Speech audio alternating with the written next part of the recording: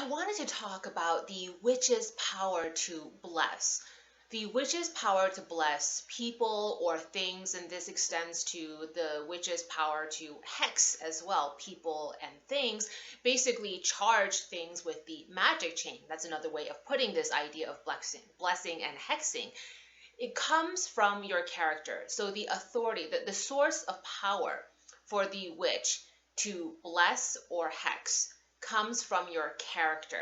And this actually derives out of the Abrahamic traditions and a lot of religious traditions. So it's not just the Abrahamic faiths, but in many, many religious traditions, the idea that clergy or priests are able to bless people and objects, it's because of their character. It's the virtue of their character. Now, throughout the text, Levi did mention that it does talk about the magus as a form of clergy. You are a clergy that has self-initiated. Your character and your right to bless or hex, the way you use the magic chain and astral light, comes from your interactions with the spirit realm. So in a lot of institutions of clergy, there's an anointing or rite or ceremonial process in which one who has already been initiated into the religion is a conduit of some higher power or spirit, and as a conduit then passes on the right to bless to a newly initiated clergy member. Among witches and ceremonial magicians, there's a similar philosophy and principle behind how we become endowed with the power to bless, and that is through the conduit of spirits that we interact with on a daily basis.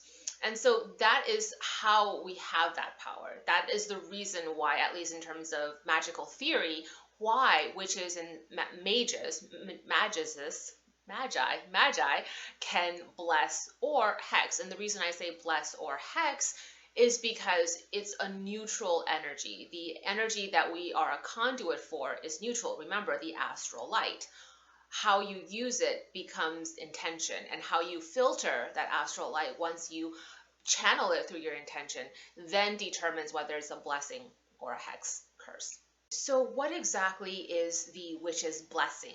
Well, let's take from Catholic tradition, and again, the reason we're working within the framework and paradigm of Catholicism is because that is what Eliphas Levi would have done, right? I mean, it's pretty obvious throughout all of his text. So in the Catholic tradition, a blessing is the conference of supernatural virtue onto a natural object.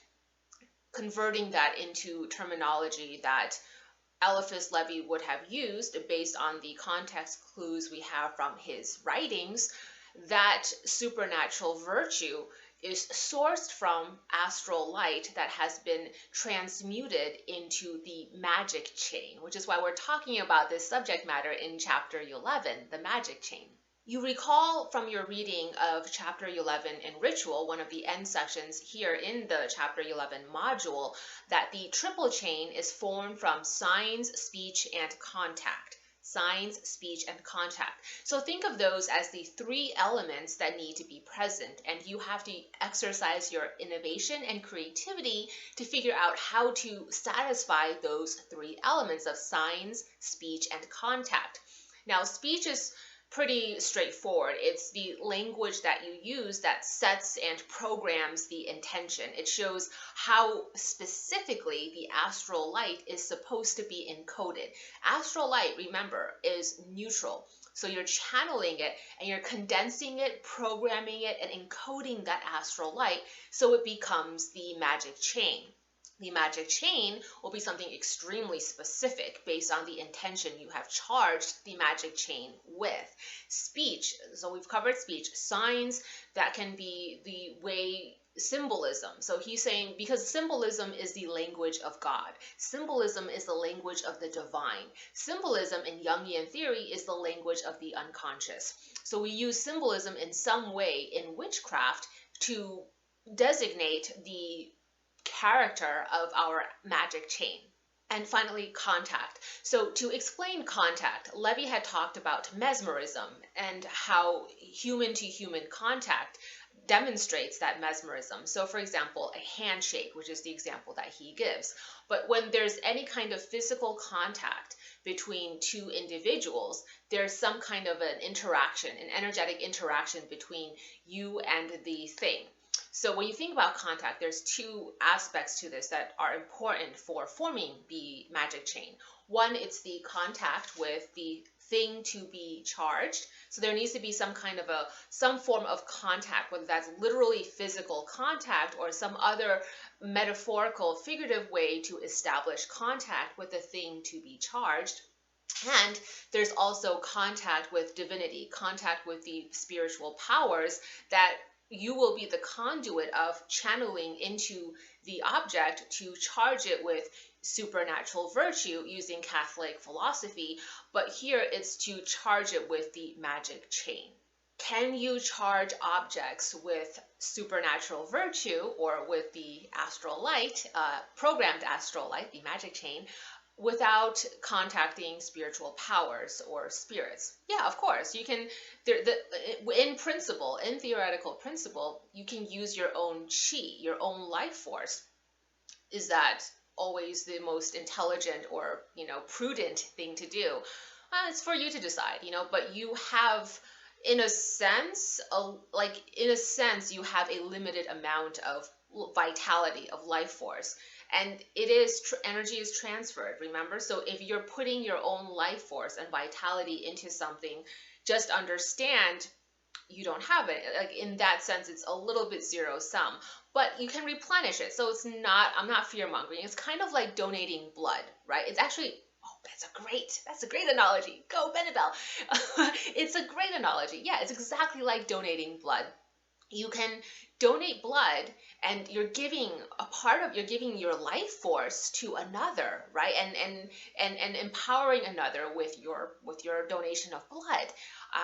There are lots of sort of rules and guidelines that the medical field has about donating blood. I think it's every 3 months. You shouldn't donate too much of your blood. We understand that the body replenishes itself, but you have to make sure you donate your blood within those, guidelines, right? So magic and giving of your life force is very similar to the donation of blood. You can charge objects with the witch's life force because presumably the witch's life force is a little stronger due to all of the things you've been doing and your character. So you can donate your life force to charge and bless objects, charge and bless people. But then you have to be very conscious and diligent about making sure you replenish your own life force afterward. On the other hand, because the witch is like clergy, is a form of priesthood, you can channel the divine. So basically you're not charging and blessing objects or people with your own vitality or the triple chain that is fueled by your own astral light. You're charging it with astral light. You are a channel for it. You're conducting astral light through your body from some other external force and power. In that case, you are not using your own life force. You are just a conduit for some other external, greater, higher power or astral light. Now, how do you know the difference between when you're a conduit of a superpower, of some kind of divine or elemental spirit power that is charging and blessing the object versus you using your own life force and donating it into the object? Well, that's intention. That goes back to intention, words, and also the signs and symbols that you use. And so it's all about programming. How you program that practice, that ritual, that rite is going to determine whether the source of the power comes from you or it comes from something else that you're channeling as a conduit and infusing the object with for the blessing. In terms of blessing an object, and here what we're meaning is charging an object with the triple chain, with the magic chain using astral light. For the signs requirement, this is symbolism. One way to do that, if you're using natural objects, remember we talked about the labradorite. So if I know what my intention is that I want to bless a talisman with, I will choose, for example, a gemstone or crystal or color symbolism that satisfies the signs or symbols requirement of the triple chain. Another way to do that for signs is sigil crafting. So, for example, this seal, this pentacle of Mercury, you would work with symbolism and sigils to satisfy the signs requirement of blessing. For contact, how I would approach this would be literal physical contact between me, and specifically my giving hand, my dominant hand, and the object itself to be blessed or charged with the triple chain, the magic chain.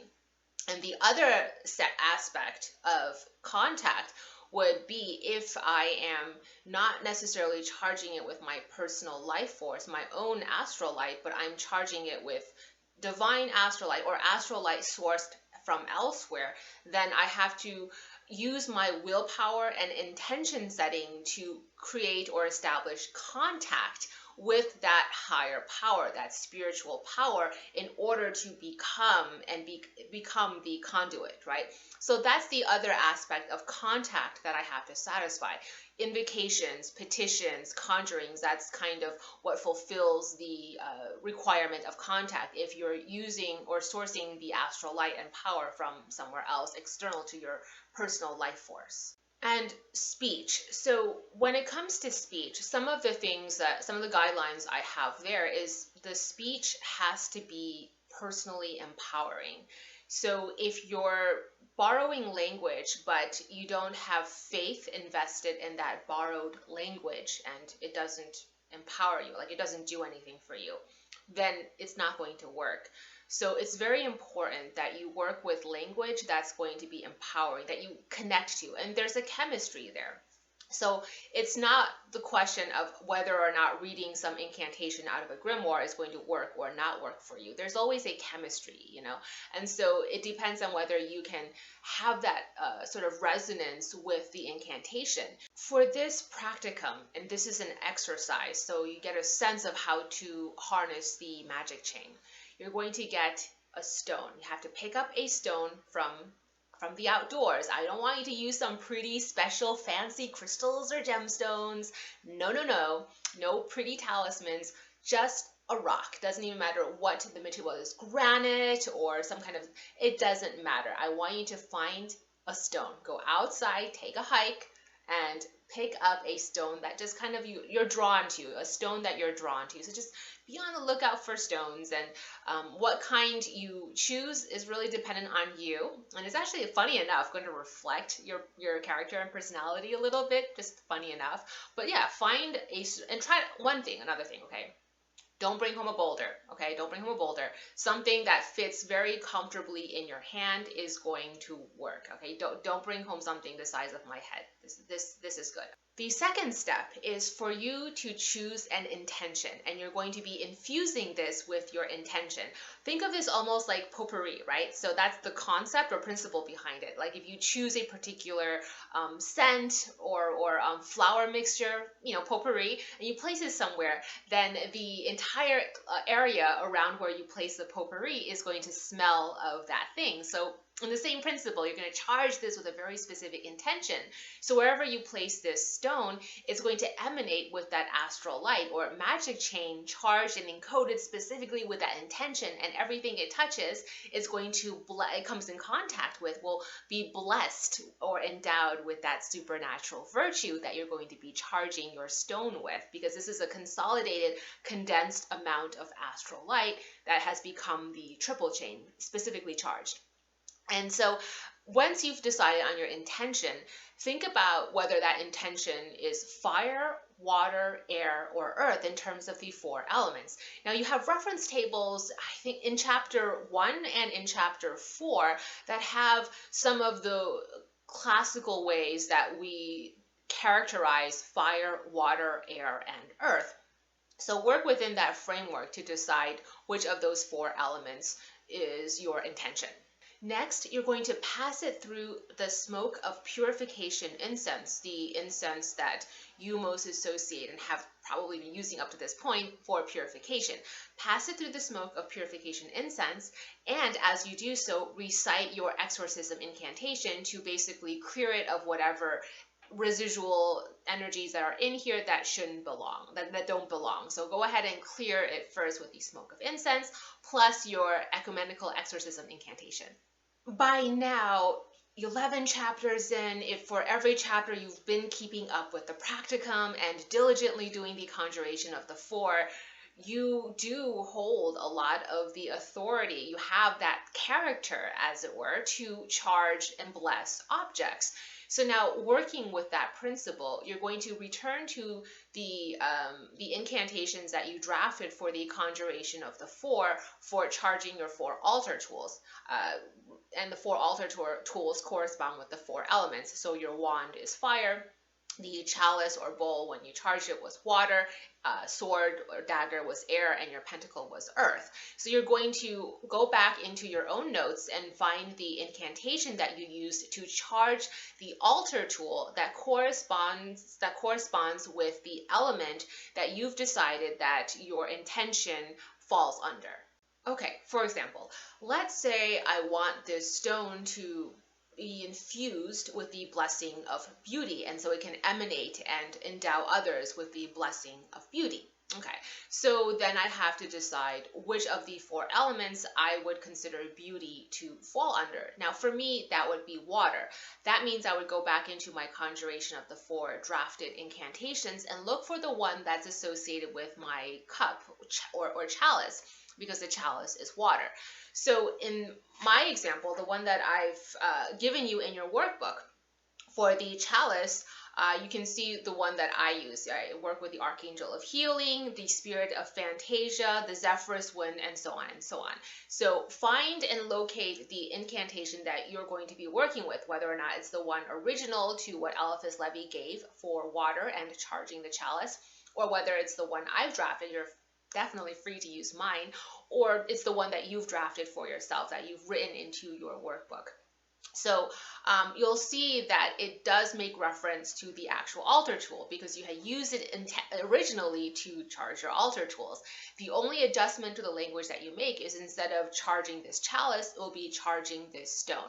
So for example, mine would be, Archangel of Healing, send to me the Spirit of Fantasia carried upon the Zephyrus Wind. Send into my stone the full force and virtue of water. So originally it has said send into my chalice, but instead of saying send into my chalice, I changed the language to send it into my stone. Send into my stone the full force and virtue of water and of the oxidants of agilatas all around. Empower this stone of mine and magnify its strength threefold and more. May I use this stone always to work the greater good, so may it be. And you recite it as many times as you feel or intuit necessary for it to really be infused with the resource of water, the element that you want it to possess. Once that has been completed, place your stone on your altar. I'm going to put it here for now. Put it on your altar for safekeeping. Now, go into chapter 7, the end section of chapter 7, where we had the correspondences for the 7 days of the week. I want you to review the correspondences for these 7 days of the week, the planetary associations for these 7 days of the week, and which of those 7 days you feel like your theme, your intention falls under. Is it kind of a Venus thing? Is it a Mercury thing? Is it a Saturn thing? Sun, moon, etc. You'll find the correspondences in chapter 7. Now, for beauty, I think that's pretty simple, right? That's going to be Venus, so I'll work with Friday. That means I'm going to want to charge my stone on a Friday. I'm going to set this on my altar until the next Friday arrives, and then I'll put in my calendar, and basically this is how I schedule and make sure I stay on top of things and I don't forget. So put a reminder on the day that you need to return to your stone and charge it with the intentions. Now, why are we doing all of these different forms of layering, multi-day sort of thing? Well, it's contact. It's to satisfy the third requirement of contact. You want to get contact with as many different astral light energies associated with your intention. That way you can really draw upon the different sources of power that's going to most bring about the result that you're seeking. Yes, absolutely. In terms of religion, these objects can absolutely be charged anytime, anywhere with divinity. So if you have a very specific religious perspective and a very strong faith and devotion and devoted practice within that religion, so you have a dedicated practice where you show devotion to a particular god or goddess or divinity, then all of everything I'm saying you don't necessarily need, because you're channeling the power from that divinity. Okay, I just want to make that clear. In the case of this practicum, I want to make this as generally applicable to all as possible, and we're trying to work within the spirit of science that Levy talks about. So we're not drawing the power from divinity or from the faith that you invest and the devotional practice that you invest and therefore have contact with in terms of a divine power like a god or a goddess. Here we're working with natural powers, and that's why it's a little bit different. That's why you want to pay attention to all of these different aspects, because you're not invoking a god or goddess. You're going to be working with natural elemental energies and, of course, planetary energies as well, all that is under the firmament. Now, the day of the week for charging your stone has arrived, okay? So, for example, let's say today is now Friday. All right, now remember the element that you chose. If you went with fire, then you're going to be working with your wand. If you went with water, you're going to be working with your chalice. Air, you're going to be working with your sword. And here I'm going to demonstrate with a selenite sword. And earth, you're going to be working with your pentacle. So I'm going to give an example first. Let's say I wanted to charge this with one of the passive elements. That's going to be earth or water. So if I'm working with the element water, I place my stone in my chalice, and I'm going to be charging it with the stone placed inside the chalice. If I'm working with earth, then I'm going to be holding onto my pentacle and placing my stone on top of the pentacle. Okay, because these are the passive elements, so it's going to be placed on top. Now, if I'm working with one of the active elements, so let's say I'm working with fire, then I'm going to be sort of directing and channeling the energy through my active element, my active altar tool, and kind of directing the energy in this way, okay? And same with the sword. If I'm working with the sword, I'm going to be doing the same thing using my sword like this, okay? Does that make sense? Now, I had said that mine was for beauty on a Friday, so I'm going to be using water. Therefore, I'm going to be placing my stone inside my chalice. So because this is a practical exercise, we're going to be treating it as an exercise and implementing some of the things that we've learned. Now, once you've become a lot more proficient at harnessing the magic chain, you don't need to do all of this, obviously. So this is like practicing etudes and scales, as I like to say. So what you're going to be doing is you're going to kind of go back to the isometrics exercise and make sure you're kind of being, you're harnessing all of the astral light from you, all of the energy, and condensing it in your hands, because you're going to be channeling power through your hands, so you want your hands to be strong. Okay, and then from earlier in this section, you're going to work on the elasticity of the astral light. So when you go like this, what you're doing is you're strengthening the astral light, okay? And then you're going to be making sure it's malleable and flexible. And then remember, so you feel as you have to envision it between your palms, and just like dough, you're working on the elasticity of that astral light and making sure that it is something malleable within your hands as the mattress. Okay, once that is done and you feel like you can feel the astral light and it's elastic and ready to go between your palms, you're going to pick up what it is you're charging. For me, it's going to be the chalice with the stone inside, and I'm going to hold it in my receiving hand, and with my dominant hand, I'm going to be, because I have the astral light or the magic chain harnessed, go clockwise, because I'm infusing, right? So I'm going to go clockwise and feel the formation of a whirlpool. Remember, the whirlpool of the astral light that I'm creating that is being funneled into the object. And as I do this, I will recite the intention over and over again, and that is the speech. Beauty, beauty, beauty. But that speech has to be empowered. You have to really feel it in your guts. You have to really, it has to hold very strong, high emotional value. So you have to think about the speech that will most harness and summon your emotional value that can be infused into the stone.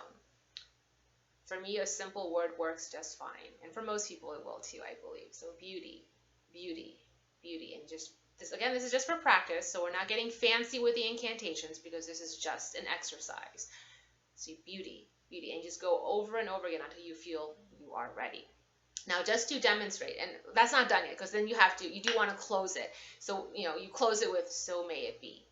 Okay, or your closing incantation, so may it be, so mote it be, whatever you like to use. If it was your wand, you are going to hold this. So this is, you're going to have to hold this in your dominant hand, okay? So you hold this in your receiving hand, and then you go beauty, beauty, beauty. Well, it wouldn't be beauty. Ambition, ambition, ambition, ambition, right? Now, let's say you want to use your sword. You would hold your sword in your dominant hand, same thing, okay? Like that, all right? Once it has been charged, I want you to think of this as potpourri. That really is the analogy I'm going to stick with, and place it somewhere in your home, your living space, your office. Place it somewhere in the same exact way you would place potpourri or something that's like aromatherapy. Do you know what I'm saying? Like just a little interior decor. Place it someplace, and that's it. I like to kind of take notes and try to observe and pay attention to my experiences, pay attention to the experiences or sort of the actions and sort of whatever happens to people who are around it, the energy around that space. Try to use your senses, your psychic senses, to intuit the energy of the room that your stone is placed in compared to the energy of a room that the stone is not placed in, and just log it, basically like a scientist. Log your observations. If there's no sense of change, reflect before you. I never assume that it didn't work because because there's no such thing. I always assume maybe I did something wrong, and then at one point, when many trials over and over and over again have reached the same conclusion, that's when I decide, okay, this is not a thing, this is not real, okay? But that's never my first conclusion. I always go back to the drawing board to think, what did I do wrong? Because there were so many steps involved. So before you reach the very quick conclusion, this is not a thing, this is not real, or I don't have the power, I'm not a witch, I'm not powerful enough. Go back to the drawing board and review your process. Make sure you didn't do something wrong or you didn't put enough energy into it. I think that's the thing. That's why you need to be knowledgeable. I think everyday life, there are so many unseen influences. Think about somebody before the advent of scientific innovation. All of the things that impact your everyday life, if you don't understand the science of just basic sciences that we all take for granted now, if you don't understand that, think about how magical and crazy the world must be, right? And now that you have some fundamental understanding of the science behind the influences in your everyday life, cause and effect, the different kinds of forces, the physical, natural laws, it makes more sense. You can kind of conceive of why certain things in your life are the way they are. I'm talking about everyday, like, oh, it's cold today. Why is it raining? Why is it snowing, right? Why didn't my plant grow? How come my plant isn't growing? How come my plant is growing very, very well? So we have a rudimentary understanding of the science sufficient enough to explain why those things happen or don't happen. With magic, not so much. And so you need to really be a little more intuitive, and also you do need to learn many different metaphysical theories in order for you to be able to kind of backtrack and figure out what went wrong. Was it the astrology? Was it I didn't clear it enough? And so remember, everything is power, right? So the power you put into it could not defeat whatever innate power it already had. That's a thing, maybe, So you have to think about all of these different possible causes, run through the scenarios, and try over and over again, just like experimentation. You need to have many, many trials. You do this once and you say, that's bullshit. Like, honestly, that's not scientific. You're the idiot. That's not even logical, right? Like that's just not even logical. You have to really give it many, many trials before you arrive at a legitimately logical conclusion that this is bullshit. Now, just to show what's possible, at some future point when you've really worked up the dedicated practice and you do possess the full force and power of character to bless, the witch's power to bless, you don't have to go through all of that pomp and circumstance. It can be so simple. How do you charge that? How do you clear this? Hold it, clear, and it's cleared. Then to charge it, hold it in your hand, and you recite, "May all who come near shine with the most beauteous of light. May all who come near shine with the most beauteous of light. May all who come near shine with the most beauteous of light. May all who come near shine with the most beauteous of light. May all who come near shine with the most beauteous of light. So may it be." So this is some bonus information from Transcendental Magic, and specifically I'm getting this out of chapter 18. So this is outside the scope of what you're working on, but it's just good to know, right? From Levy's perspective, so now we're making it very clear we're talking about Levy's vantage point. He makes a distinction, or he talks about the distinction between the magus, or somebody practicing transcendental magic, and the sorcerer or sorceress, which he then sometimes uses synonymously with the witch. Okay? And again, we're talking about Levy's perspective. So he says that the sorcerer or sorceress is, and I'm going to quote you, invariably a species of human toad. Okay, good to know. What is similar among the initiated magus, witch, or sorceress, like basically anybody who has become self-initiated into the clergy, into the greater divinely endowed clergy, who can harness the astral light. You are like a sponge. So this is the other thing that he mentioned. That's why I'm bringing it up. You're basically now like a sponge. And I think I want to talk about this because it's a great way to visualize the principle. You train yourself. You've basically trained yourself to become a sponge for astral light. So you absorb and absorb and absorb astral light, and you hold it in. And when it's time, when you want to send it out to something, the witch's blessing or spellcrafting, then that's when you squeeze. And all of that astral light that you've been holding and absorbing in like a sponge, you squeeze out and you place into the object. So I just thought that was a really great way to visualize the principle and really help you think about what it is that you're doing.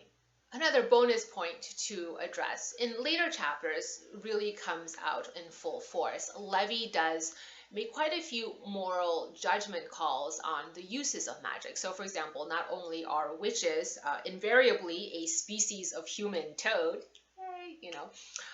but he also talks about how the magus should never use magic as a trade. So this is something he says in chapter 8 of Ritual. Yes, correct reference. Sorry, I just had to check my citation and make sure I cited it correctly. Chapter 8 of Ritual.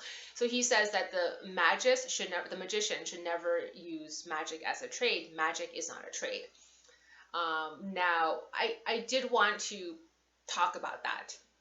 So that's an opinion, and it's a perspective, and it's worth listening. It's a well-reasoned and it's a logical perspective but it's an opinion formed in a very logical way based on one particular vantage point and one particular set of experiences, paradigms, theologies, belief systems, etc. So, how you want to understand opinion and morality. Okay, this is the example I like to give, the coffee mug morality, right? So, what if I said to you that you have to drink coffee from a Hello Kitty mug, and if you don't drink coffee from a Hello Kitty mug, it's immoral. It's immoral to drink coffee from any other cup but a Hello Kitty mug. Okay, so because of how absurd it is, and because it's so clear that that's just my opinion, man, you're really not offended, right? Like, if you're not drinking coffee out of a Hello Kitty mug, I presume, right? So if you're not drinking coffee out of a Hello Kitty mug, and I say that, and I say, oh, you're immoral if you don't drink coffee from a Hello Kitty mug, I don't think you're going to be that offended. You're probably going to smile, be like, great, okay, that's cute, but you're not offended. Now, why is it that you're not offended when I make that opinion statement? But if I say, you can only use astral light, you can only use magic in XYZ way, only XYZ way of using astral light, using magic is okay. If you use magic in ABC way, oh, that's immoral, that's not okay. Now, if I say that and you use magic in the ABC way, you're probably going to be extremely offended, defensive, and really upset at me, think I'm wrong, think I'm all of these terrible things. Why is that? Like, you have to really self-reflect and think about yourself, think about where your emotions are, where your insecurities are, where you are personally. That if I say, if you don't drink coffee from a Hello Kitty mug, you're immoral. How come that doesn't inspire and trigger the same emotions in you as if I said, you can only use magic XYZ way. If you use magic ABC way, you're immoral. Why does that trigger in a way that the coffee mug morality doesn't trigger? That's just something to think about, right?